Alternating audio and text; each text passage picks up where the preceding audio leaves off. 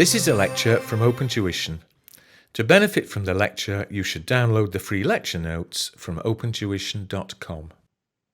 Okay, this is the second lecture on chapter 10 of the lecture notes on risk and uncertainty.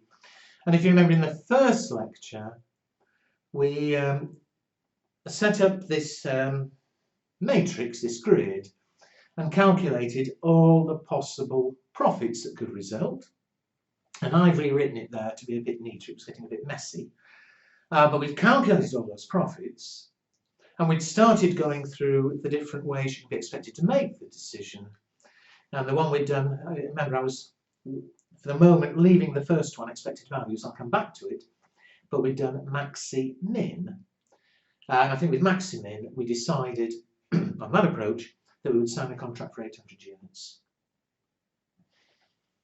Well, let's move on to the next approach, which again is very easy, the third one, which is Maximax. And again, you perhaps won't remember, but it's effectively, it's one I've already shown you in that baby introductory example. But what we do with Maximax is for each of our choices, which remember is contract size, that's what we're choosing. And the choices were 300, 500, 700 and 800. For each of them, one by one, we identify the best outcome. And what is the best outcome?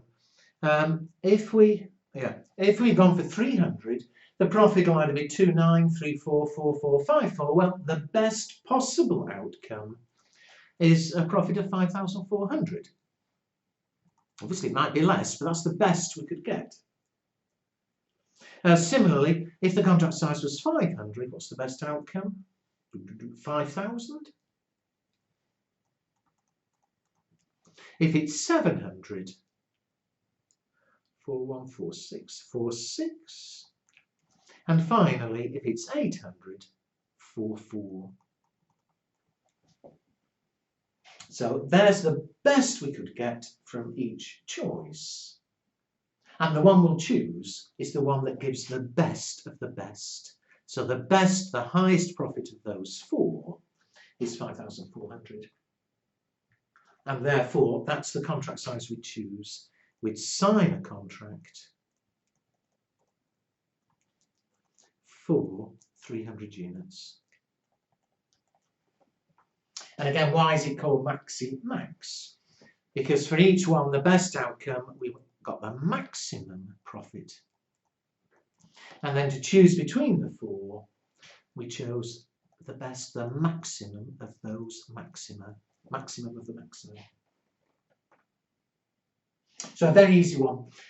Just like I said on Maxi-min, of course, just by looking at the table, I could have written the answer straight down. You know, where did I get the highest profit? And for an MCQ, that's fine. If it's a full section C question, then the examiner won't just expect the answer is 300. It may require a bit of explanation. It doesn't take many seconds to write down what I've done there. Also, you could be asked what the attitude to risk is of somebody who took this approach.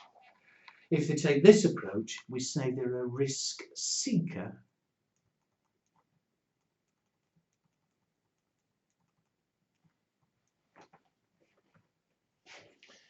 A risk seeker, that they're going for potentially the highest profit, the best outcome, but they're automatically taking the risk that they'll do a lot worse.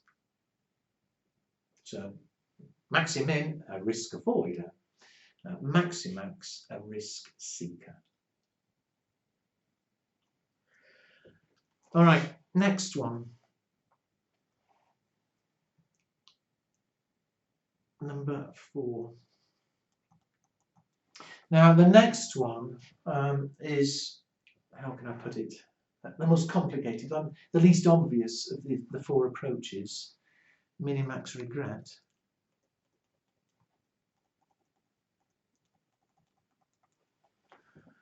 and to explain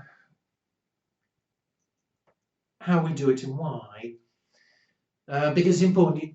You cannot simply learn rules. You forget rules in the exam, but if you understand, then you're going to get it right. And at the same time, if you're asked anything about it, if there's any writing to about it, again, you have to understand. So what I'm going to do is temporarily forget this example that we're doing. I'll come back to it. But I'm going to make up a really tiny example just to show you what minimax regret is and why. So I say, I'm going to come back to our full example afterwards. This won't take very long. But let me show you the logic behind it. Let me make up a little one. Suppose there were two choices, A and B.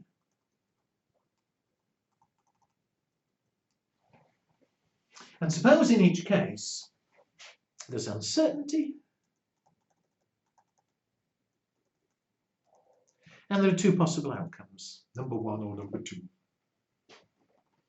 And we did all our costings and calculated profits and whatever.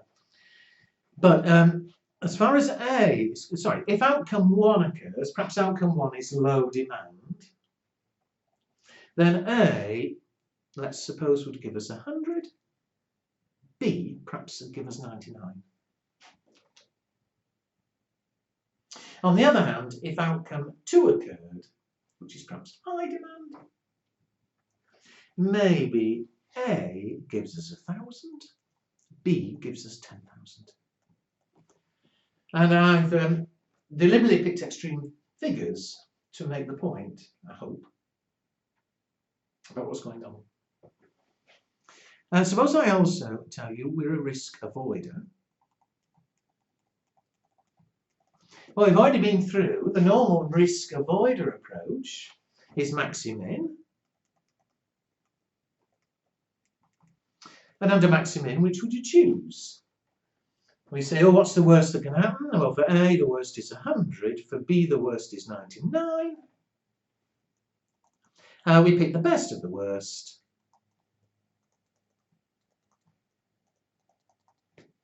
And therefore, we choose A.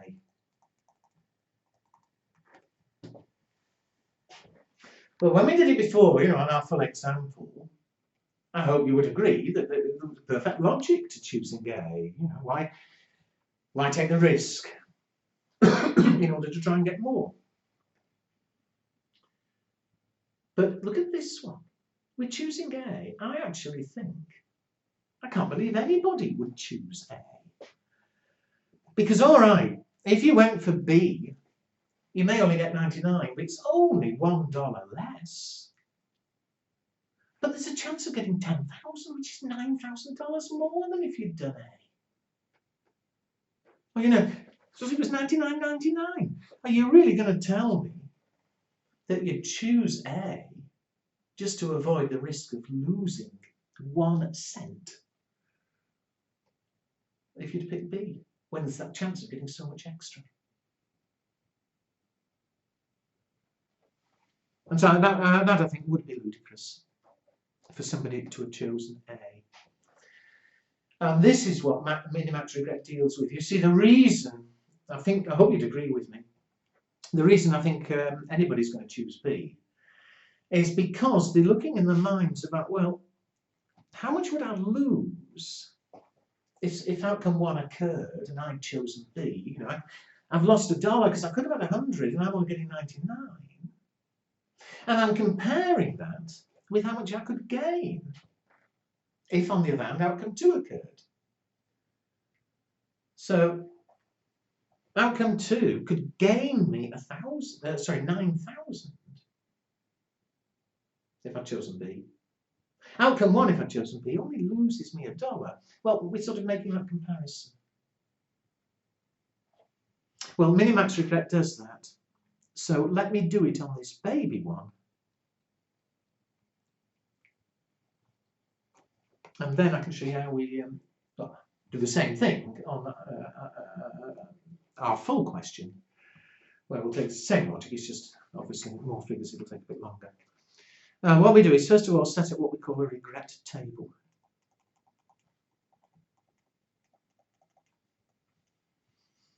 And so, just like before, I'll have the choices down the side. I have the uncertainty along the top.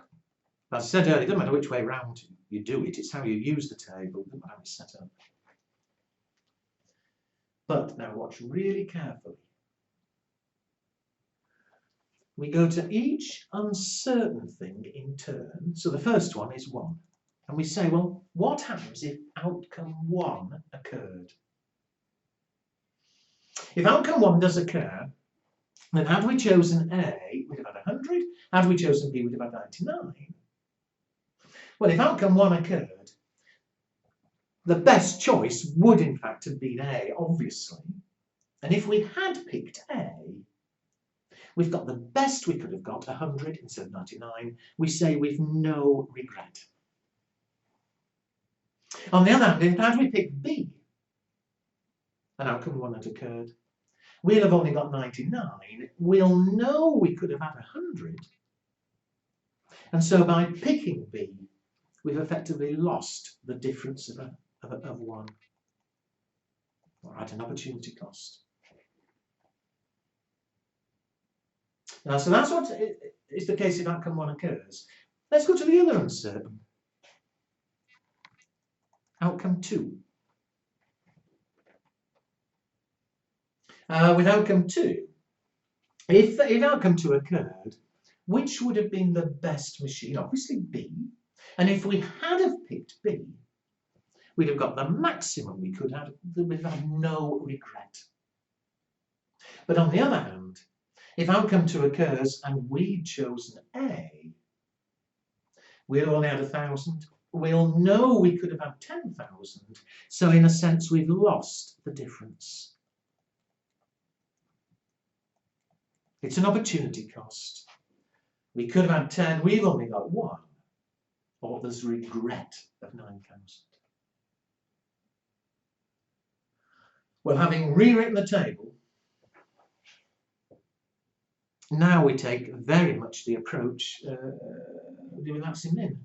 We say for each choice, A or B, what is the worst outcome? Now remember, this table, those figures there aren't profits any longer. They're the amount we're going to lose. You see, if we choose A,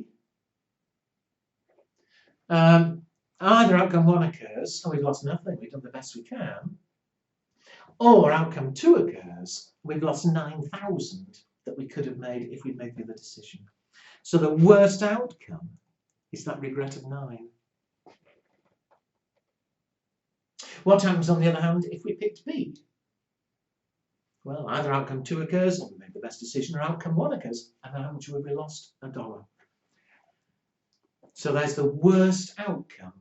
It's the maximum regret.